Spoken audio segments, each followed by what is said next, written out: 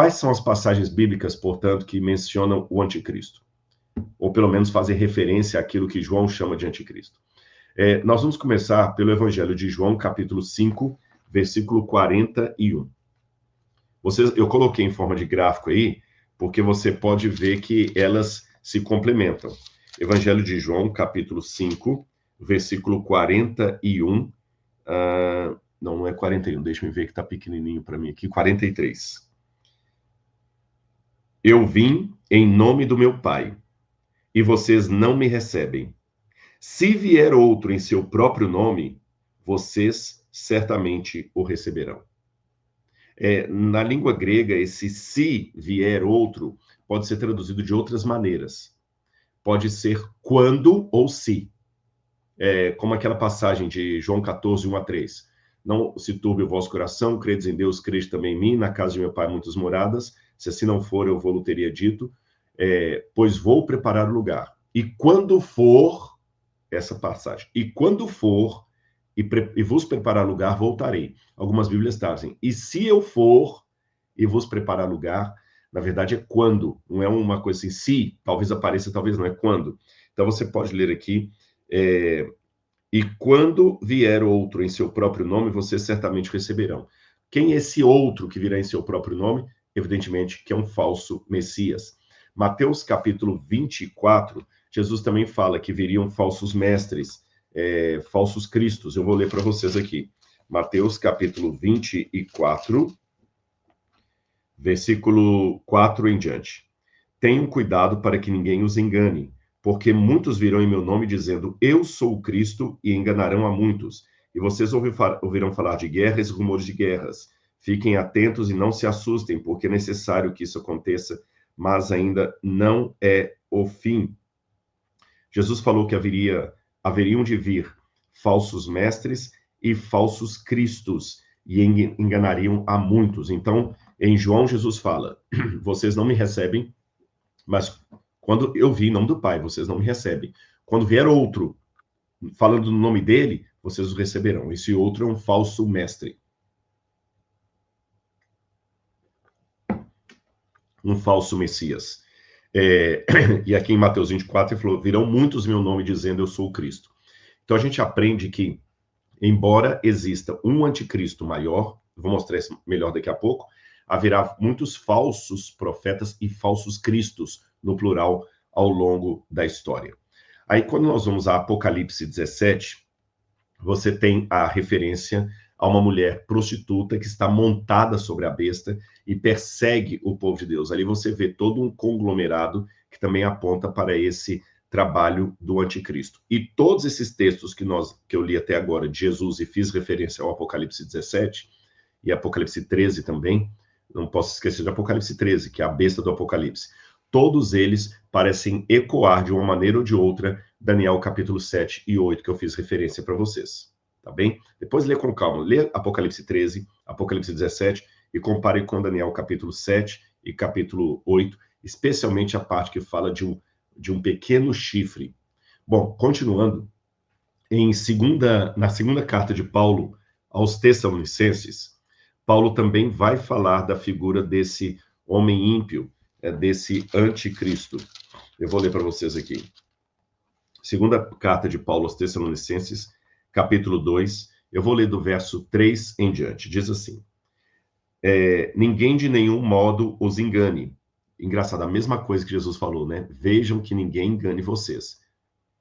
Isto não acontecerá, ele está falando da segunda vinda de Jesus, isto não acontecerá sem que primeiro venha a apostasia e seja revelado o homem da iniquidade, o filho da perdição. Então, Paulo diz que antes da vinda de Jesus, haveria de chegar a apostasia. Deixe-me dizer para vocês, eu já ouvi alguns, até na internet, dizendo que essa apostasia aqui é o arrebatamento da igreja. Eu respeitosamente discordo disso.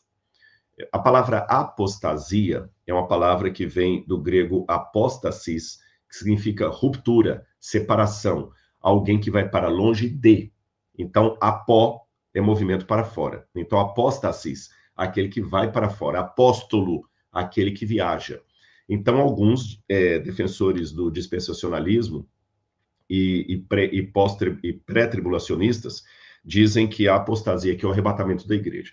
Mas eu discordo isso pela seguinte razão. Quando você pega a palavra apostasia e a congênere dela da Septuaginta, apóstasis, todas as vezes que a Septuaginta usa a palavra apóstasis, é para falar de rebelião. Depois faça uma pesquisa e você vai ver isso.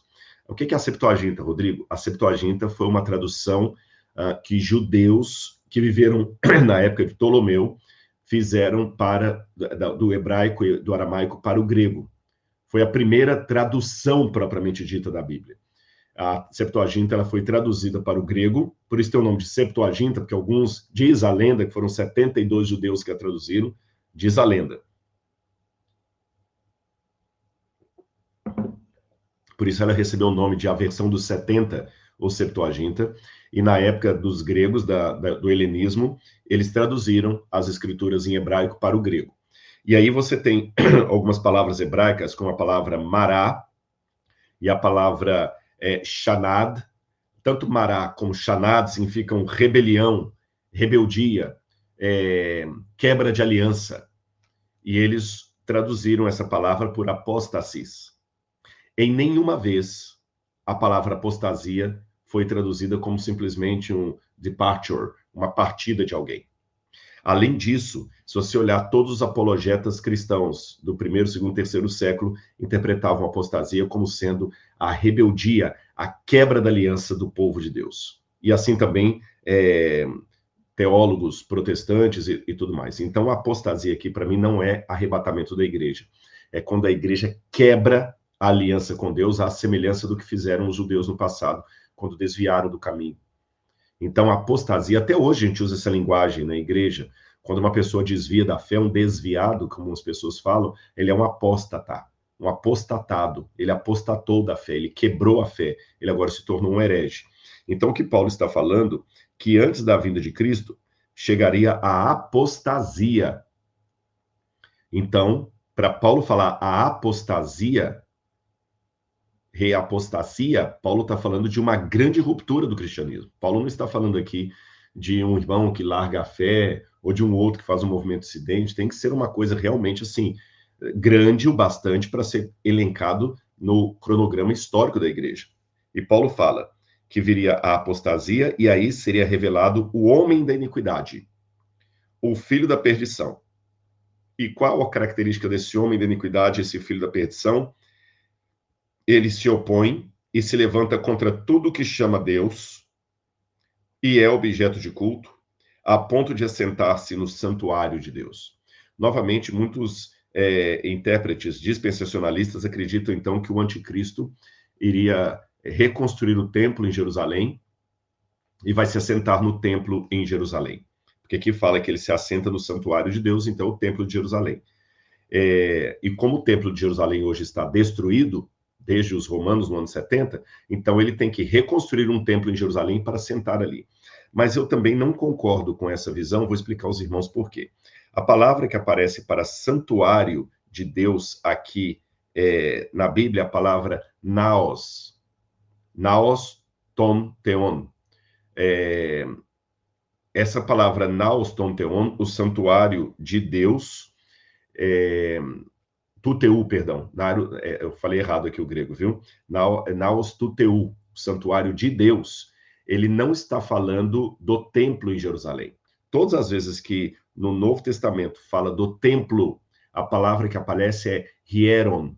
Então, veja bem, 100% das vezes que o Novo Testamento fala do templo de Jerusalém, usa a palavra hieron.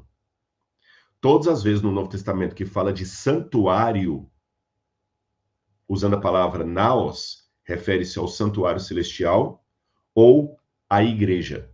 E o corpo de Cristo, né, que são os irmãos da igreja, fala, vocês não sabem que vocês são santuário de Deus, naos. Então, santuário refere-se ou ao santuário celestial ou à igreja. Então, aqui, eu não acredito, olhando o grego, que Paulo está falando que o anticristo vai se assentar num templo em Jerusalém, senão ele falaria que ele se assentaria no hieros tuteu, no templo de Deus. Aí sim teria que ser Jerusalém. Ele fala o santuário de Deus. Então, O que eu aprendo aqui dessa carta de Paulo?